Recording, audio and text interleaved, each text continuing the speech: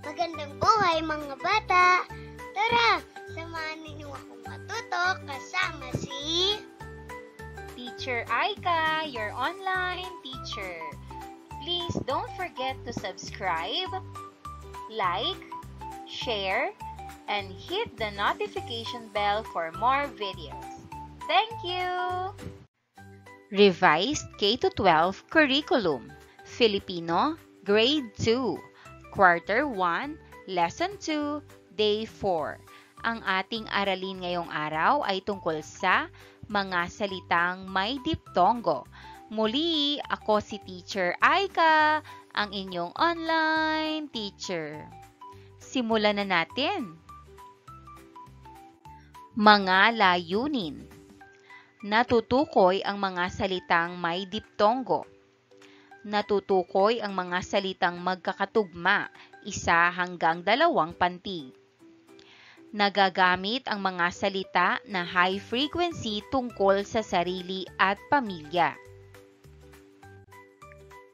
Natutukoy ang tiyak at di tiyak na ngalan ng tao, bagay, hayop, lugar at pangyayari. Natutukoy ang mga salitang pang-ugnay sa ngalan ng tao, bagay, hayop, lugar at pangyayari, o at-at.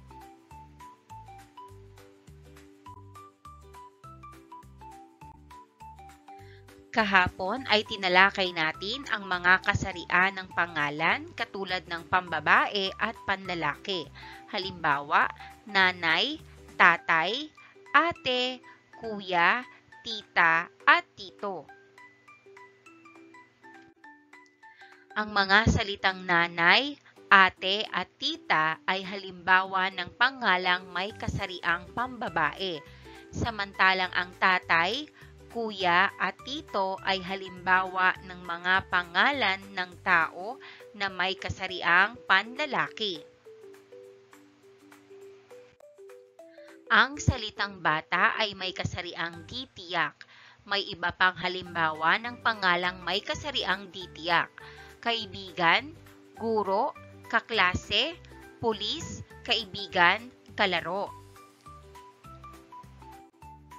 Magbigay pa ng mga halimbawa ng mga pangalan na may di tiyak na kasarian. Tingnan naman ang mga sumusunod na salita: prutas, gulay, kaharian, candy, tsokolate. Sila ay halimbawa ng mga pangalan na walang buhay. Sila ay ang halimbawa ng pangalan na walang kasarian. Lagyan ng check ang mga larawan na walang kasarian. Sagutan natin. Narito ang mga item na walang kasarian. Number 2, mga libro. Number 3, lapis. At number 5, manok. Samantalang ang number 1 at 4 naman ay mga babae. Ibig sabihin, sila ay may kasarian.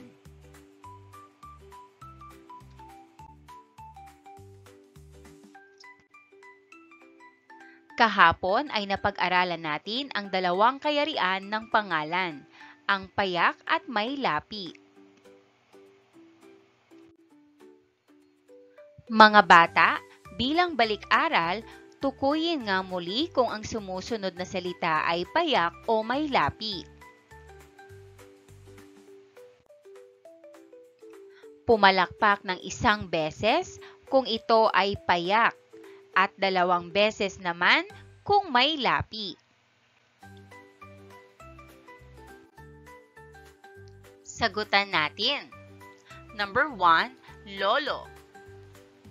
Ang sagot,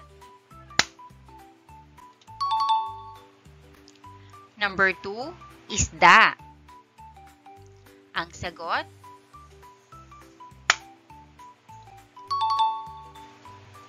number 3, kaharian. Ang sagot, Number 4, pamilya. Ang sagot,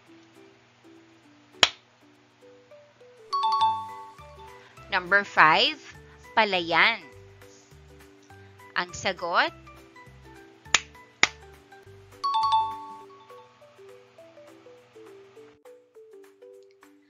basahin ang sumusunod na salita.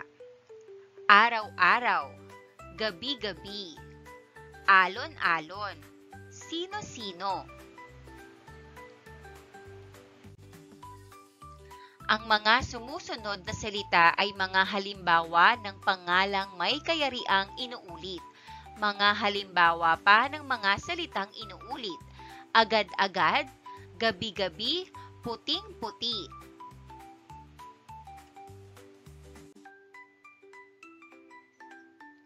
Basahin ang mga salita at pansinin ang kanilang pagkakapareho. Magaling!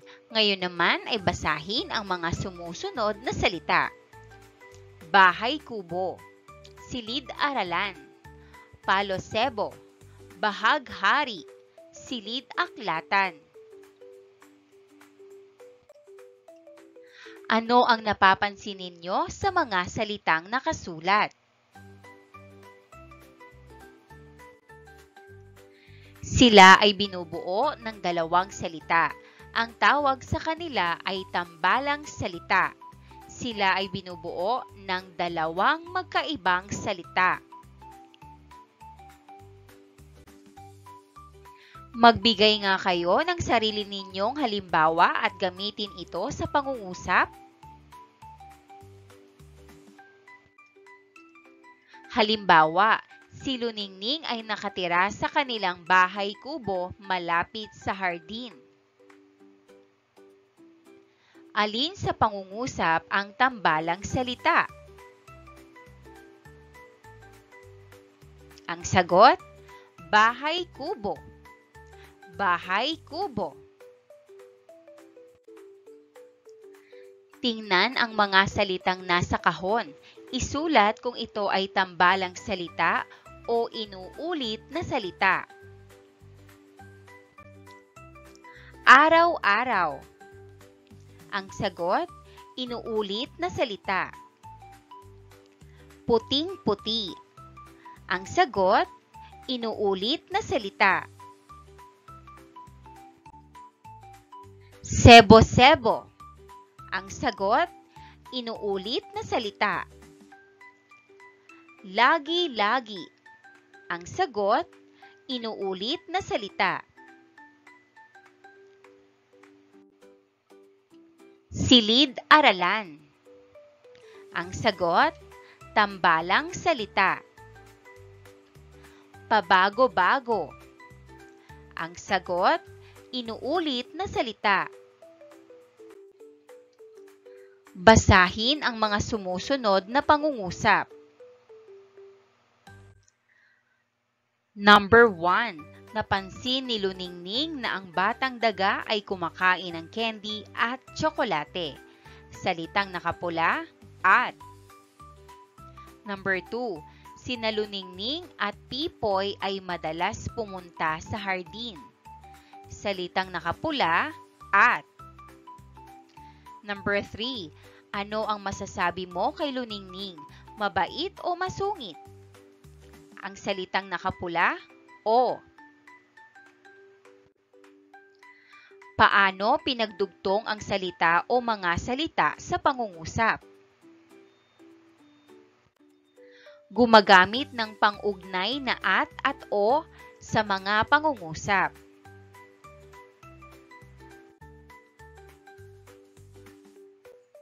Gawain bilang 2. Iguhit ang masayang muka kung ang sumusunod na salita ay may kasariang tiyak at malungkot na muka kung ang salita ay may kasariang di tiyak. Narito ang numbers 1 to 5.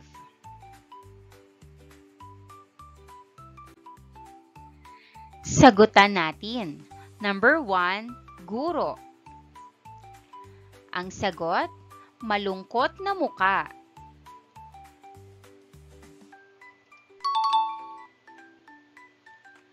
Number 2, artista. Ang sagot, malungkot na muka.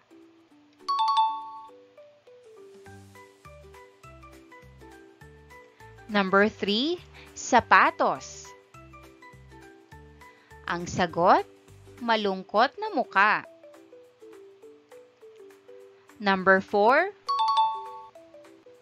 papel. Ang sagot, malungkot na muka. Number 5, bata. Ang sagot, malungkot na muka.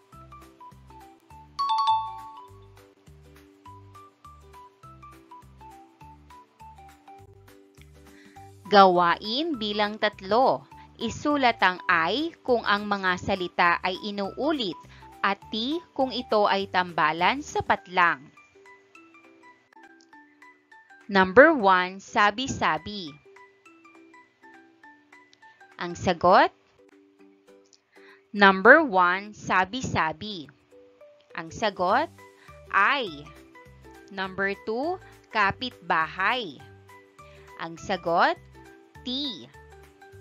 Number 3, anak pawis. Ang sagot, T. Number 4, kitang-kita. Ang sagot, I. Number 5, litong-lito. Ang sagot, I. Gawain bilang 4. Gamitin ang mga pang-ugnay na at o sa mga pares ng salita sa ibaba. Narito ang numbers 1 to 5.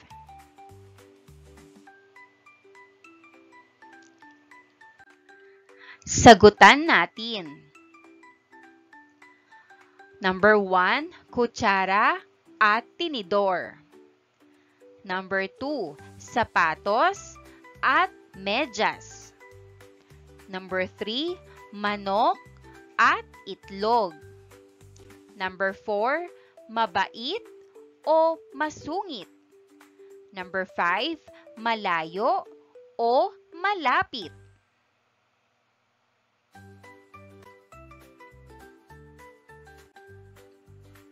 Gawain bilang 1. Lagyan ng check kung ang mga salita ay diptongo at X naman kung hindi. Narito ang numbers 1 to 5. Sagutan natin. Number 1, bahay. Sagot, check. Number 2, anay. Sagot, check. Number 3, aliw. Sagot, check. Number 4, baso. Sagot, X. Number 5, salamin. Sagot, X.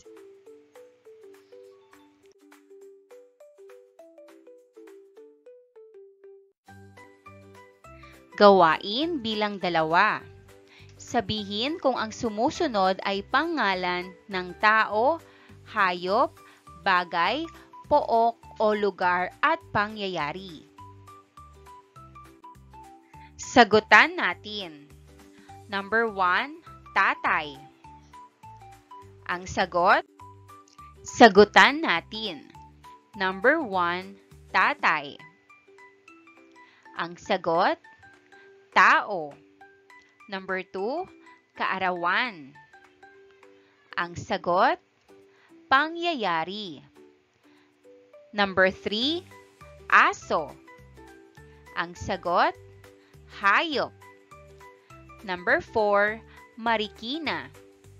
Ang sagot, lugar. Number 5, pisara. Ang sagot, bagay.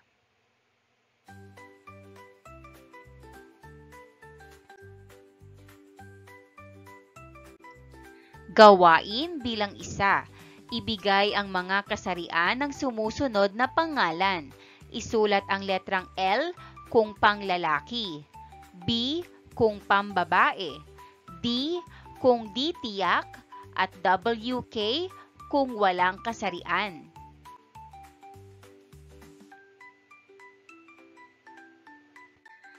Narito ang numbers 1 to 5. Sagutan natin. Number 1, Rico. Ang sagot, L, lalaki. Number 2, Lola. Ang sagot, B, babae. Number 3, upuan. Ang sagot, WK o walang kasarian. Number 4, bata. Ang sagot, DT, di tiyak. Number 5, nanay. Ang sagot, B, babae.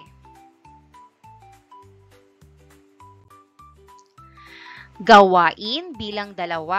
Isulat sa patlang ang titik P kung ang kayarian ng pangalan ay payak. M kung ito ay may lapi. I kung ito ay inuulit. At T kung ito ay tambalan.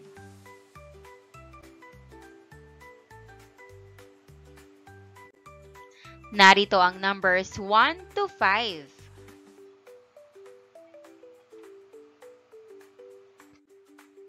Sagutan natin. Number 1, bungang kahoy. Ang sagot, T.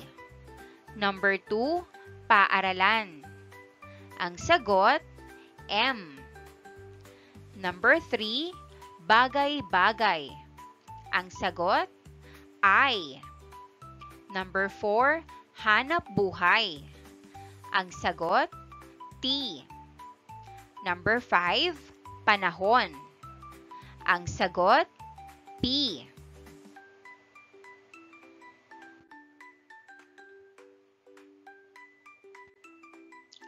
Magsulat ng 5 halimbawa ng pangalan at sabihin ang kasarian nito kung ito ay panlalaki, pambabae, tiyak o di tiyak.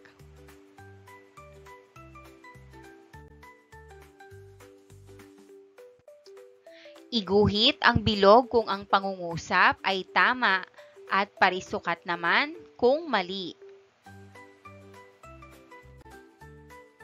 Number 1. Ang mga kasarian ng pangalan ay pambabae o panlalaki? Ang sagot, parisukat. Number 2. Ang salitang pulis ay di tiyak na kasarian? Ang sagot, bilog.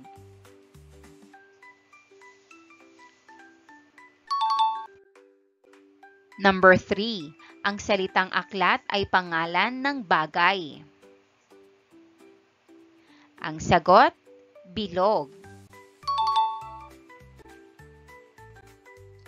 Number 4. Ang Cebu ay halimbawa ng pangalan ng lugar? Ang sagot, bilog.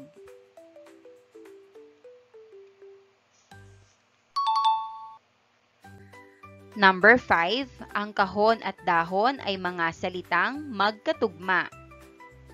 Ang sagot, bilog.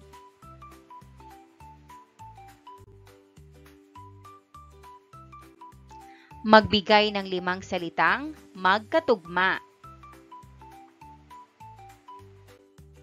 And that wraps up today's lesson. If you enjoyed this video and want to see more content like this, don't forget to hit the subscribe button and ring the bell so you never miss an update. Thanks for tuning in.